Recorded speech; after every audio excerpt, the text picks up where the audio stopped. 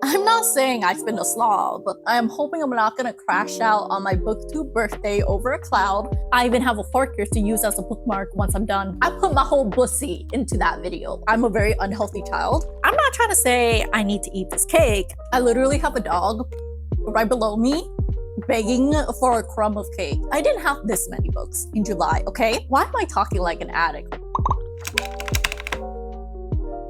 This genuinely might be the hardest video ever because I have a cake to my side right here to celebrate my 1 year BookTube anniversary, or BookTube birthday as this tag calls it. And I have a dog who really wants this cake. But today I am doing the BookTube birthday tag with this nice slice of cake. I'm debating whether or not I want to do like a mukbang. So we're gonna dive right into the first bite of the video. I literally have a dog right below me begging for a crumb of cake, even though she knows she can't have it. Anyways, I got myself a strawberry soft cream cake at Paris Baguette. Absolutely delicious. And let's head right into the video, shall we? Today, when you are watching this video, marks my 1 year anniversary on BookTube, and wow, it has been a journey. It has been a ride, and I couldn't have been more grateful for this wonderful, adventurous ride that have really helped me with my public speaking skills, or rather my soft skills of talking, communicating via camera, but also being able to meet everyone here on BookTube and being able to interact with everyone in the comments and whatnot. That has made me really happy this past year to find my little niche group of people who likes the same kind of stuff I do and just want to talk about good books. Now, today I am filming during the day, and I am hoping I'm not going to crash out on my BookTube birthday over a cloud, but you'll see as this video goes on. I was hoping it'll be somewhat of either a really cloudy day or a really sunny day, but unfortunately there are some clouds. But aside from the impending doom of my crash out over a cloud, let's talk about this tag. I was tagged by Ellen at the Ellen Made Book Club, who also just recently celebrated her 1 year on BookTube, and she did this tag as part of the celebration. And she remembered that my BookTube anniversary was also coming up, so she did tag me to do this video. So definitely make sure to go check out her video and give her some love after this video. But I also want to thank Average Joe Reads for creating this BookTube tag to begin with, so we can all celebrate our BookTube anniversary with a video every year. Okay, so my dog spooked me and now I have no idea where I was. So I'm gonna take another bite of my cake right here. I had to do thumbnails for this cake before I started eating it, and I was literally drooling because I wanted to eat this cake so much. My BookTube anniversary was definitely an excuse for me to go out and get a cake, so I'm just happy about that. Let's move on to the very first question, which asks, how many years am I celebrating on BookTube? So I am quite the newbie here. Today marks my 1 year BookTube anniversary. This time last year, I uploaded my BookTube newbie tag, and I'm so glad I just got out of my shell and just uploaded the very first video then and there. And quite honestly, I feel like I've grown so much and gotten so much more comfortable talking on camera. So it's been a good journey. It's been a great journey. I've learned a lot of new skills such as video editing, thumbnail creation, graphic designing, all that good stuff. So definitely a great journey with a lot of learning involved. And I can't wait to see what my second year on BookTube will bring now that I kind of have the core foundation set down, aka filming, editing, thumbnail, and I can't wait to see my growth in a year from now and reflect back on this video. I'm literally gonna take a bite of the cake every time we answer a new question, and hopefully we finish it before the cake melts. Okay, I lied. I actually took 2 bites there, but I'm going to continue on to question number 2, which asks, what motivates me to keep making videos? And genuinely, from the bottom of my heart, if you are watching this video, you are probably a big motivator for me to create these videos. It's just the feeling that someone's out there and watching your video, enjoying your content, agreeing with your content, disagreeing with it, and us being able to have communication back and forth on a particular subject. And in my case, it's all about books, everything from genres themselves, how I present my reading data itself, to the different kind of books that we read. So really a big motivator is just being able to interact with other people on BookTube community and being able to get my voice out and talking about the different kind of books that I read and being able to articulate my thoughts on all the books that I read. And quite frankly, it's because while I do have a reading journal, I'm not the best at keeping my reading journal up to date. And something about a video format, it's a different way for me to journal or commemorate my reads for the month, my reads for the week, my reads for the year. But I guess in a way, these videos are also my own personal reading journal as well, where I could go back and reflect on what I said about a particular book, what I thought about a particular book, and all that good stuff. So I think those two factors are probably what motivates me to continue making these videos, between interacting with others, being able to have some content to interact with others in the community, with people who are interested in books like me, and then also a way for me to just reflect back on the books I read, what I thought about the books, and like seeing face to face is a little bit different than writing. It's definitely two separate skills.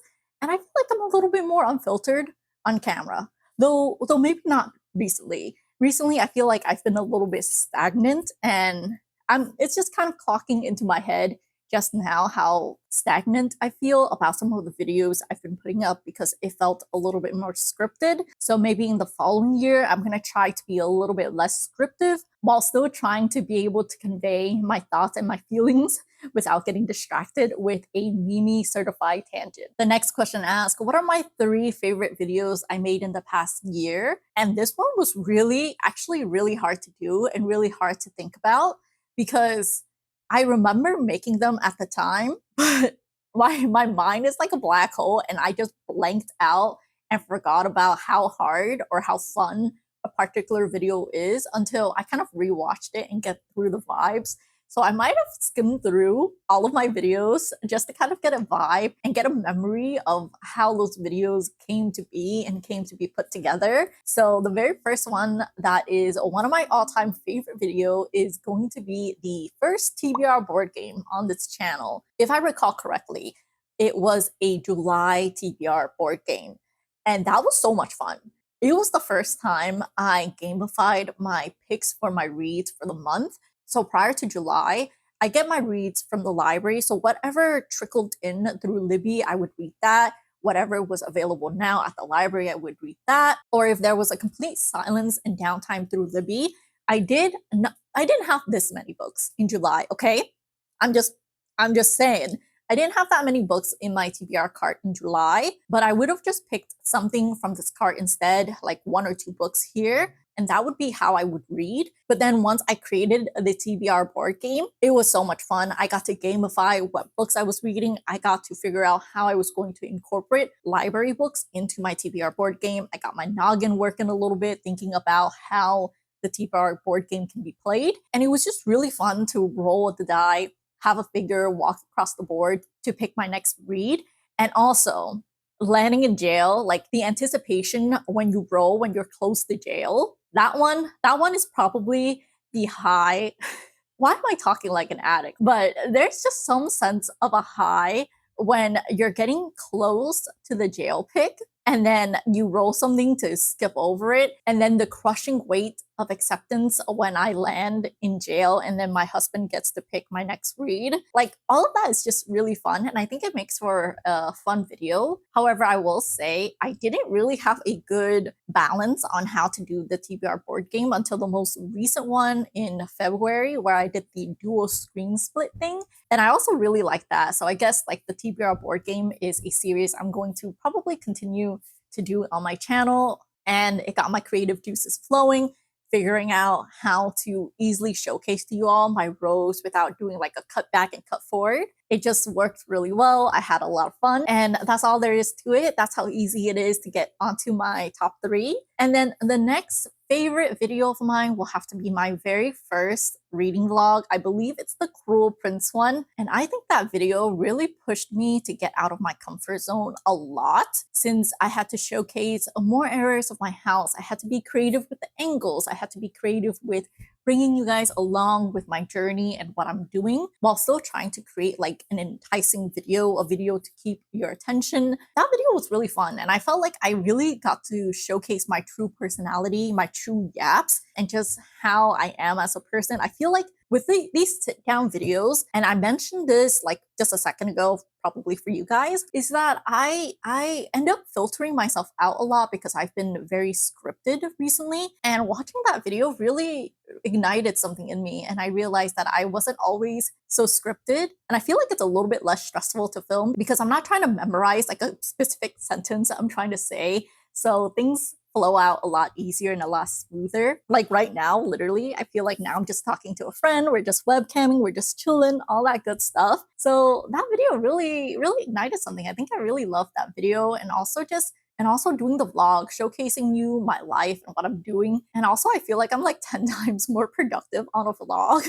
It's not bad to say, but I just feel like I have stuff to show to you guys. And when I do these vlogs, I get that like happy feeling of wanting to show you guys like everything I do, anything, my house, my home, my reads, all that. So maybe after this video, we will do a reading vlog because now that I'm talking about it, I'm so hyped and happy for it. But I don't want to showcase to you guys the state of my house right now because I'm not saying I've been a slob, but like my corner of the room, what you're seeing right here is so filtered, especially since I started doing this like little setup for my film setup because there's wires everywhere. There's cables, extensions, lights, lamps, a TV monitor, a camera, and then of course my books. So a lot of things, but maybe in that video I'll be productive and organize my cables and everything a little bit better. So I might hop onto that right after this video. But finally, the third favorite video of mine has to be my Q1 and Q2 reading statistics.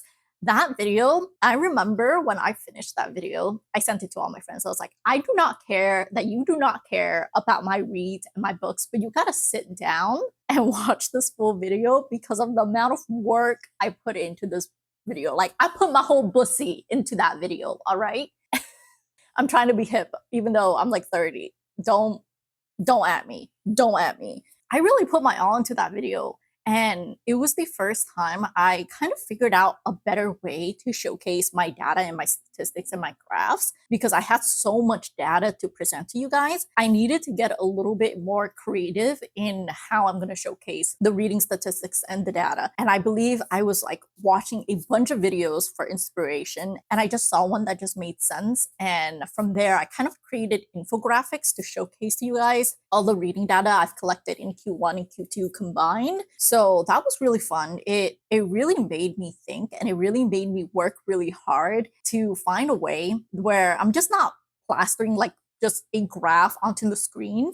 Because while that is fine, I want the video to be a little bit more engaging, especially if I'm just sitting there and I'm yapping away about data for like 30 or something minutes. It works if it's like the first, I want to say like 5 minutes of the video, but it could get really distracting, I feel like. So I was really happy about how that turned out. And from there, I definitely made adjustments, little bits and changes to make it uniquely me. And I will say in my 2024 reading wrap up, I did clean it up even a little bit more because I felt like I polluted the screen a little bit too much with some graphics, and I'm not leveraging and using the space as much as I could, especially considering how much data I needed to push into the video. So definitely 2024 reading statistics has been cleaned up quite a bit so that it's a lot easier to digest and not so many distractions on the screen. And I think that about wraps up question number 3, which means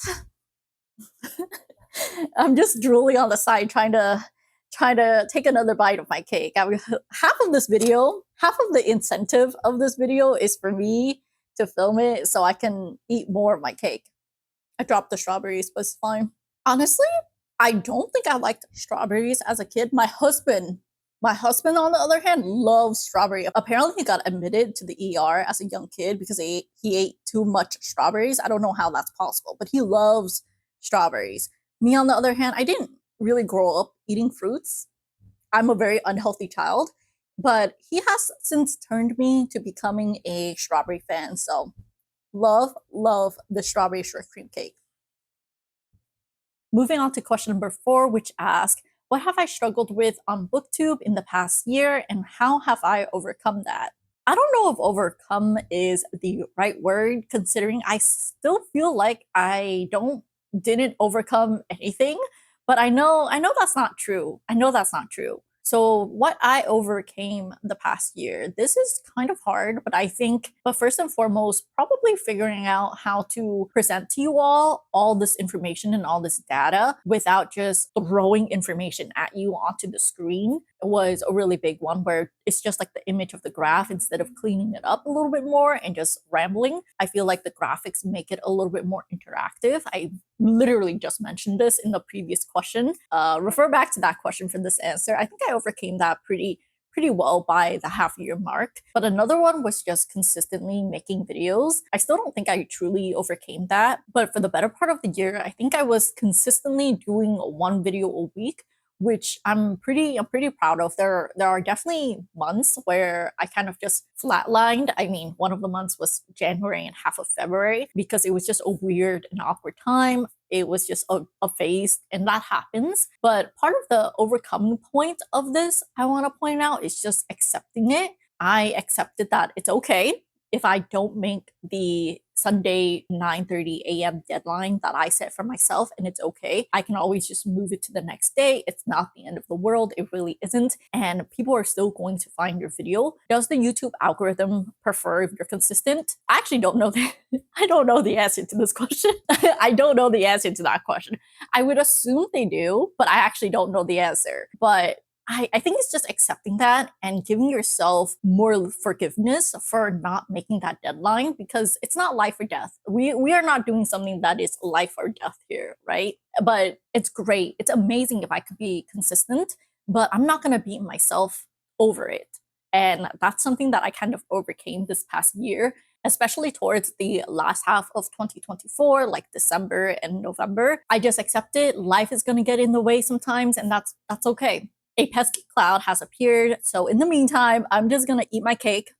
I'm just gonna eat my cake. I'm not gonna have a meltdown over a cloud this time, I promise. Now that I have taken my bite from my cake, let's move on to question number 5, which asks, what is one moment you wish to relive on BookTube? Wow, wow, wow. I think the moment I want to relive would have to be the very first time I received a comment on my non-newbie book tag that wasn't just a hello, hi, welcome to the community, because that's great, that's wonderful, but a monthly wrap-up talking about a specific book is a lot spicier. So just talking to someone, having someone to engage with you during that moment was like me on ecstasy. I don't know what to tell y'all. It was such a high, and it's a moment where you feel like, wow, my video didn't end up in the YouTube black hole, and wow, my video landed in the right community towards a specific group of people that my video was directed to. I wish I could relive it 1,000 times, and I swear I would not get bored of that moment. So definitely an all-time high in my first year of BookTube. Just knowing that your video is landing in the right place. I think that's all there is to it. Moving right along, the next question asks me to mention a huge supporter from my channel, and genuinely, from the bottom of my heart, if you are watching this video, if you have watched any of my videos in the past, you are a huge support to my channel and myself and kept me motivated to continue making these videos. But I do have some honorable mention for this question. I wish I could yap on and on and on and on about every single person that I have been able to interact with, but the very first person up is going to be my husband. He has been watching every single video without any nagging for me. Every week that a new video is uploaded, he takes the time out of his day to hop onto YouTube, click on my video, watch through the whole video so that he can leave some quirky comment that is very cringy, very cringy. And I'm sure you know who it is. And even if you don't go looking for those comments. He's kind of weird. Don't ask me why he says all those things, but